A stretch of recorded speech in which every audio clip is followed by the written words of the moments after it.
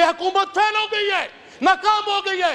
अभी तो इन्होंने जुडिशल कमीशन क्यों नहीं बनाया? मुझे अफसोस होता है, मेरा भाई मिनिस्टर साहब यहाँ आया हुआ है, टाई लगा के बैठता है, बात करके चले जाते हैं, कोई पुरसाने हाल ही नहीं। सवाल रोना आता है हमें खुदा की कसम। सवाल जमींदार का बेटा है, वकील बन गए हो तुम यार, तुम हक की बात तो करो। मैं अगर मेरे भाई इससे खुश होते हैं मैं टाई खोल देता हूँ, उसके अलावा बताएं मैंने क्या क्या खोलना है।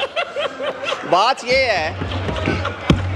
है नहीं, आप देखें, आप वो बात करें आप। मैं रोऊं, मैं सर पीटूं, मैं क्या करूं?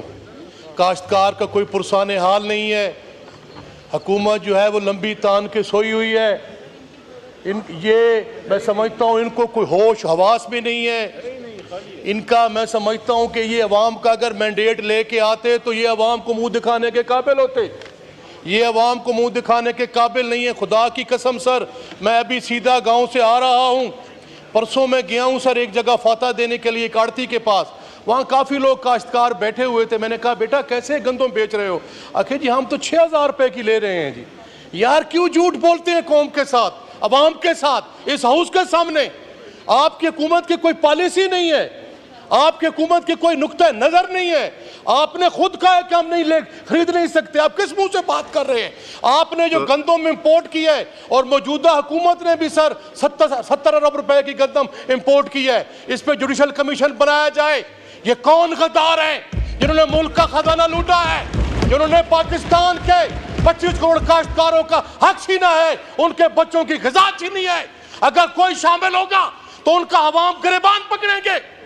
ये हुकूमत फेल हो गई है, नाकाम हो गई है। अभी तो इन्होंने जुडिशल कमीशन क्यों नहीं बनाया? मुझे अफसोस होता है, मेरा भाई मिनिस्टर साहब यहाँ आया हुआ है, टाई लगा के बैठता है, बात करके चले जाते हैं, कोई पुरसाने हाल ही नहीं। सवाल रोना आता है हमें खुदा की कसम। सवाल जमींदार का बेटा है, वकील बन गए हो तुम यार, तुम हक की बात तो करो। अब मैं चैलेंज करता हूँ पूरे हाउस को, मेरे साथ आए। मियां रियाज हुसैन पीरजादा बैठा है, जमींदार का बेटा है, जमींदार है वो बैठा है, वो हमारे बैठे हैं भाई पाकिस्तान पीपल्स पार्टी, सवाल कीजिए। जमींदारों की औलाद बैठे हैं, रशीद अकबर खान निवानी बैठा है। सवाल कीजिए। यहाँ कह दे कि यहाँ पंजाब में गंदों पर भी खरीदारी शुरू नहीं हुई। अमीर मुकाम बैठा है, अमीर मुकाम तो पहाड़ी इलाके के, वहाँ गंदम नहीं होती। तो ये जुल्म, मेरा कहने का मैं सर क्वेश्चन मेरा ये है कि स्पीकर साहब इस पे जुडिशल कमीशन बनाया जाए। जिन्होंने मुल्क को लूटा है, जिसने ज्यादती की है, उनको करारवा की सजा दी जाए। जी मिनिस्टर साहब सर मेरे पास कोई ऐसा जादू नहीं कि मैं तकरीर का जवाब दूं, फिर मुझे 1.5 घंटे की तकरीर करनी पड़ेगी और मुझे भी डेस्क बजवाना पड़ेगा। अच्छा, काश वो सवाल करते मैं उसका जवाब देता। सर तकरीर का जवाब तो नहीं हो सकता। मैंने ये बात तफसील के साथ, आप सुन लेना सर, आप सुन लें। मैं अगर मेरे भाई इससे खुश होते हैं मैं टाई खोल देता हूँ, उसके अलावा बताएं मैंने क्या क्या खोलना है। बात ये है नहीं, आप देखें, आप वो बात करें आप। जी एड्रेस द चेयर। आप एक संजीदा, अगर आप एक संजीदा मामले को आप गैर संजीदा और तमाशा बनाएंगे तो उसका जवाब यही है। मैंने अर्ज की है, मैं खुद काश्तकार का बेटा हूँ, मेरे से ज्यादा नहीं पता, आपको भी उतना ही पता है जितना मुझे पता है।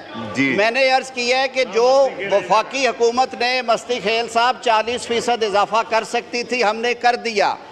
हमने रकम जो थी वो कर्ज लेके गंदम खरीदी, इसलिए कि जिस हद तक वफाक जख्मों पे मरहम रख सके रखे। सूबों को वफाक डिक्टेट नहीं करता। आप इसी ऐवान ने 18वीं तरमीम मंजूर की है, सूबों का अपना इख्तियार है। सूबों ने, वो कहते हैं जी कि हम 460 अरब का किसान पैकेज दे रहे हैं ताकि वो कॉम्पनसेट कर सके। गंदम खरीद के 22% मार्कअप पे रख के जब फ़रोख्त की जाती थी तो आटे की कीमत गरीब आदमी के लिए 6,000 से तजावज़, 7,000 से तजावज़, 8,000 से तजावज़ करती रही है। आप सबको मालूम है इस बात का। आटे की कीमत नीचे आई, ज़िम्मेदार परेशान है। अल्लाह बेहतरी करेगा इंशाअल्लाह अज़ीज़। हम सब मिल बैठ के अगर काम करेंगे तो हमारे किसान भाई के लिए बेहतरी होगी और इंशाअल्लाह अज़ीज़ बेहतरी होगी, तकरीरों से नहीं होगी। सप्लीमेंट्री हुसैन तारिक साहब, नहीं करने दें असद साहब करने दें, ये बहुत इंपॉर्टेंट इशू को हम सीरियस ले जाएं।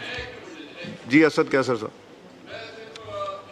मिनिस्टर साहब से इतनी रिक्वेस्ट करता हूं कि आप जुडिशियल इंक्वायरी क्यों नहीं बनाती इसके ऊपर, ताकि पता चल जाए ना, हकायक का पता चल जाए कि ये जो डाका डाला गया है, आप ऐलान करें ना, ऐलान करें, पता चल जाएगा। जो भी रिस्पॉन्सिबल है उसके खिलाफ कानून के मुताबिक सजा देनी चाहिए, क्योंकि जिसने स्कैंडल किया है वो काबिल गिरफ्त है। हुसैन तारिक साहब सप्लीमेंट्री जी, उनका सवाल ले लीजिए, इकट्ठा जवाब दे दिए। मिनिस्टर साहब का माइक खोले। को भेजा है, आप इस ऐवान में पहले मसले हल करें ना। इंक्वायरी हुई, आपके सामने उसकी डिटेल्स आएंगी, उसके बाद अगर जनाब स्पीकर मुनासिब समझे तो आप पार्लियामेंट्री कमेटी बनाइएगा। आप अपने आप को अगर खुद हम बेतौकीर करेंगे और हर चीज़ में अपनी दाढ़ी किसी के हाथ में दे के कहेंगे कि जी वो कर दे, उनका वो काम नहीं है। आइन ने ये काम आपको सौंपा है, हुकूमत को, एग्जेक्टिव को सौंपा है, पार्लियामान को सौंपा है। अपने इख्तियार की कदर कीजिए। कमेटी बनानी है पार्लियामान की बनाए। जी हुसैन तारिक साहब सप्लीमेंट्री। हुसैन तारिक साहब का माइक खोलें। जी हुसैन तारिक साहब आप अपनी सीट पे नहीं है। इनकी कौन सी सीट? हुसैन तारिक साहब। स्पीकर साहब बनाएंगे जी, आ जाते हैं। वजीर मौसूफ आपसे इंक्वायरी शेयर कर लेंगे। जी हुसैन तारिक सर, ये शाहिदा रहमानी की सीट है। हुसैन तारिक साहब। बिस्मिल्लाहिर्रहमानिर्रहीम। बहुत बहुत शुक्रिया स्पीकर साहब, आपने एक बार फिर मुझे बात करने की मोहलत दी, मौका दिया।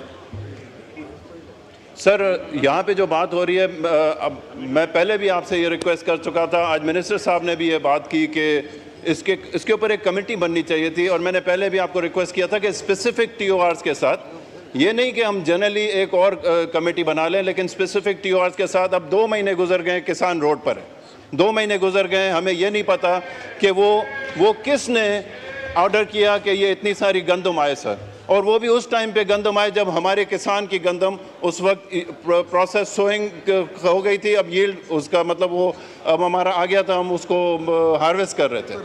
तो हार्वेस्टिंग के टाइम पे अगर ये हुआ है तो चलें, जुडिशल कमीशन को छोड़े, जुडिशल कमेटीज़ को छोड़ दें, लेकिन जिस तरह मिनिस्टर साहब कह रहे हैं, कम से कम यहाँ की कोई कमेटी तो हो जो हमें बता सके कि ये आखिर किसने ये जुल्म किया किसान के साथ, किसने ये पाकिस्तान के साथ जुल्म किया। एग्रीकल्चर साथ जो अभी इसमें ये लिखा हुआ है कि 22% जो है ना GDP का वो एग्रीकल्चर की तरफ से होता है, और तकरीबन 45% जो टोटल लेबर फोर्स है पाकिस्तान की, वो भी एग्रीकल्चर में ही जो है जिम है। एग्रीकल्चर के थ्रू 45% पाकिस्तान की जो लेबर फोर्स है वो खाती है। जी ये हमारा फूड सिक्योरिटी है, पहले हमारा अपना पेट है सर, बाकी सब चीज़ चल जाएगी।